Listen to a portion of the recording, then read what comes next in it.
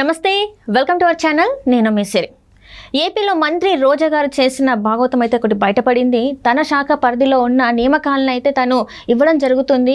AP పర్యాటక శాఖ మంత్రిగా ఉన్న తాను అంటే కొన్ని ఏవైతే ఉద్యోగాలు ఉన్నాయో అవి భర్తీ చేయడానికి అయితే ట్రై చేస్తున్నారని తెలిసింది. అది కూడా హైదరాబాద్ని స్థావరంగా చేసుకొని. సో ఈ అంశాన్ని మనకి వివరించడానికి మనతో పాటు ఉన్నారు ప్రముఖ senior journalist, political analyst C S గారు.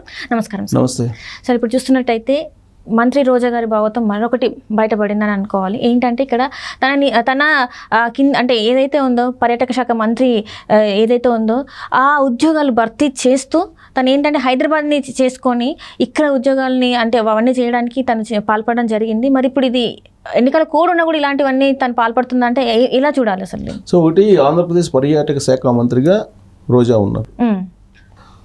రోజా ఉన్నటువంటి క్రమంలో ఆ శాఖ పరిధిలో ఉన్నటువంటి పర్యాటక అభివృద్ధి సంస్థ దాని పరిధిలో నియామకాలు చేపట్టారు, ఉద్యోగ నియామకాలు. ఇది ఎన్నికల నిబంధనలకి విరుద్ధం అని చెప్పి పర్యాటక అభివృద్ధి సంస్థకు సంబంధించినటువంటి ఉద్యోగ సంఘాలు ఎన్నికల కమిషన్కి ఫిర్యాదు చేశాయి. ఇప్పటి వరకు వాళ్ళు ఎలాంటి నిర్ణయం తీసుకోలేదు, చర్యలు తీసుకోలేదు. ఎలక్షన్ కమిషన్ చర్యలు తీసుకోవాలి దీని మీద. అసలు వాస్తవంగా ఇప్పుడు ఎన్నికల కోడ్ ఉన్నటువంటి సమయంలో ఉద్యోగ నియామకాలు చేపట్టడానికి లేదు.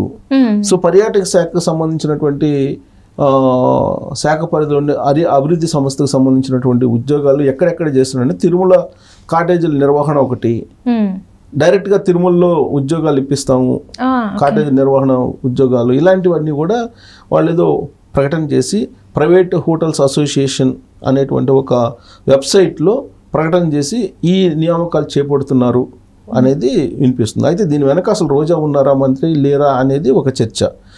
ఆమె పరిధిలో ఉండేటువంటి సంస్థ కాబట్టి, ఆమె శాఖ పరిధిలో ఉండే సంస్థ కాబట్టి ఆవిడకి తెలియకుండా జరిగి ఉంటాయా ఇవి అనేటువంటిది మరొక అనుమానం. సో ఏదైనా కానీ కేంద్ర ఎన్నికల సంఘానికి, రాష్ట్ర ఎన్నికల సంఘానికి ఫిర్యాదు అయితే వెళ్ళింది దీని మీద. అసలు వాస్తవంగా ఏదైనా నియామకాలు చేపట్టాలంటే అఫీషియల్గా గవర్నమెంట్ వెబ్సైట్లోనో లేదంటే ఏదైనా పేపర్లోనో నోటిఫికేషన్ ఇవ్వాలి, అడ్వర్టైజ్మెంట్ ఇవ్వాలి.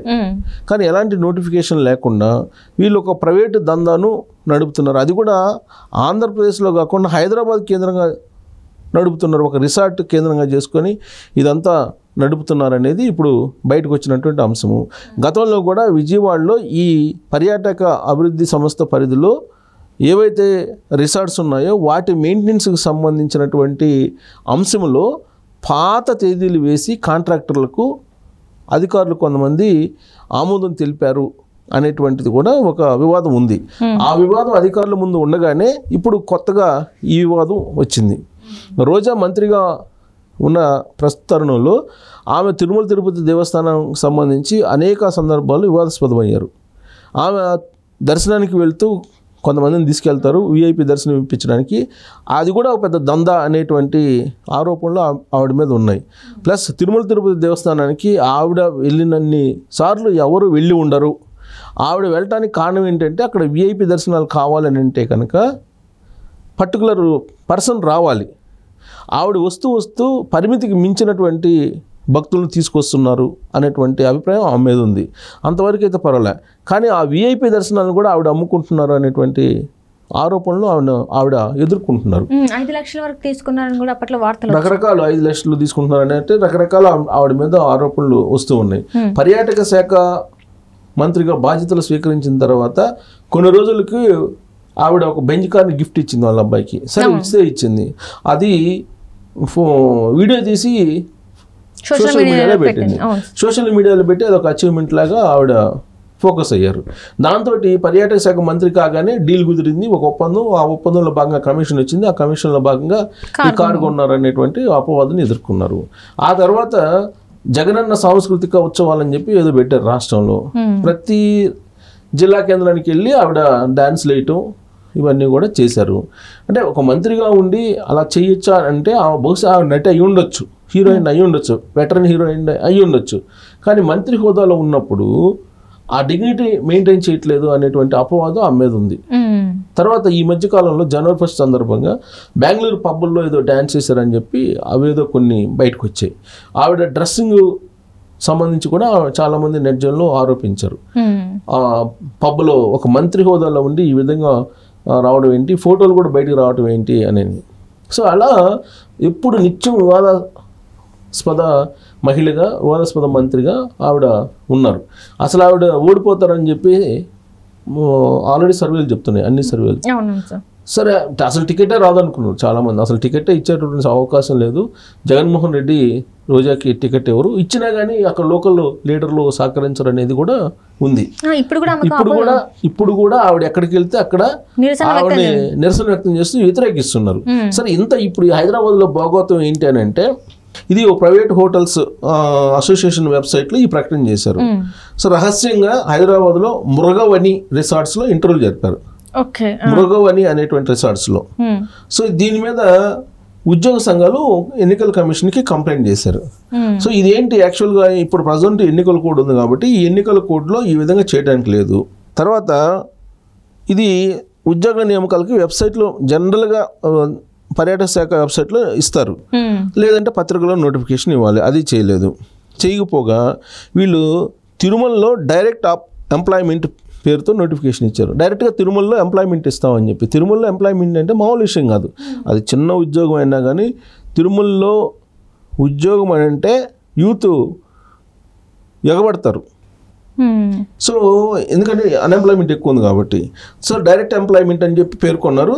ప్రకటనలో APTDC డైరెక్ట్ ఎంప్లాయ్మెంట్ అని పేర్కొన్నప్పటికి కూడా హైరింగ్ పేరుతోటి కేటగిరీలను నిర్దేశించారు. హైరింగ్ చేసుకుంటున్నాం అని చెప్పి కేటగిరీలను నిర్ధారించారు.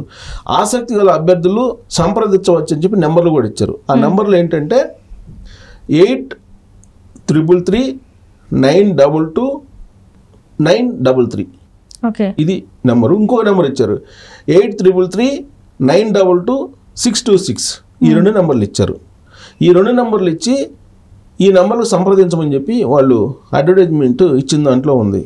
సో ఇదంతా కూడా ఎన్నికల కోడ్ ఉన్నప్పుడు ఎలా జరుగుతాయి ఇంటర్వ్యూలు అని చెప్పేది ఒకటైతే, ఈ మృగవని రిసార్ట్స్ అనేది ఆంధ్రప్రదేశ్ పర్యాటక అభివృద్ధి సంస్థలో పనిచేస్తున్నటువంటి ఒక ఉన్నతాధికారి సతీమణికి సంబంధించినటువంటి రిసార్టు అనేది కూడా ఒకటి వినిపిస్తుంది. హైదరాబాద్లో ఈ మృగవని రిసార్ట్స్లో ఇంటర్వ్యూలు చేశారనేది.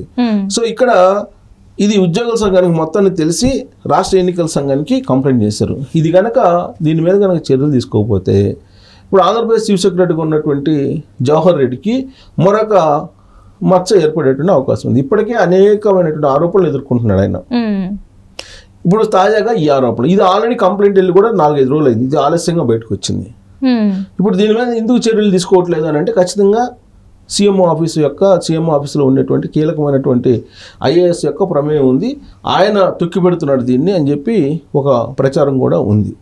అసలు ఉద్యోగ నియామకాలు చేపట్టడానికి ఒక ప్రాసెస్ ఉంటుంది. ఆ ప్రాసెస్కి విరుద్ధంగా డైరెక్ట్గా తిరుమలలో ఎంప్లాయ్మెంట్ ఇస్తామని చెప్పి ప్రకటనలు చేసి ఇంటర్వ్యూలు చేస్తున్నారని అంటే పర్యాటక శాఖ అభివృద్ధి సంస్థ పేరుతోటి, అది అసలు నిజమా అబద్ధమా, లేదంటే నిజంగా అయితే ఉద్యోగాలు ఎలా మీరు రిక్రూట్ చేస్తారు అనేది తేల్చాలి కదా. ఆల్రెడీ పర్యాటక శాఖ అభివృద్ధి సంస్థకు సంబంధించిన ఉద్యోగుల సంఘాలే కంప్లైంట్ చేశారు. ఖచ్చితంగా అది నిజమై ఉంటుంది, లేదంటే వాళ్ళు కంప్లైంట్ చేయరు కదా. ఫేక్ అయితే కనుక వాళ్ళు పోలీస్ స్టేషన్లో కంప్లైంట్ చేసినవాళ్ళు, వాళ్ళు కంప్లైంట్ చేసింది ఎన్నికల కమిషన్ దగ్గర. కాబట్టి ఎన్నికల కమిషన్ ఇమీడియట్గా చర్యలు తీసుకోవాలి. ఆ మంత్రిత్వ శాఖకు సంబంధించినటువంటి మంత్రికి కూడా నోటీసులు ఇవ్వాలి. ప్లస్ అసలు ఏం జరిగిందో తెలుసుకోవాలి. అక్కడ అధికారులను నిలదీయాలి, అధికారులు పిలిచి మాట్లాడాలి, లేదంటే అక్కడ ఎంక్వైరీ కన్నా ఆదేశించాలి అట్లీస్ట్. అది కూడా చేయలేదు ఎన్నికల కమిషన్. సో దీనికి మరి మంత్రి రోజా ఏం చెప్తారు, ఎన్నికల కమిషన్ ఏం చెప్తారు అనేది మనం చూడాలి. Right sir, right. Thank you so much. Thank you.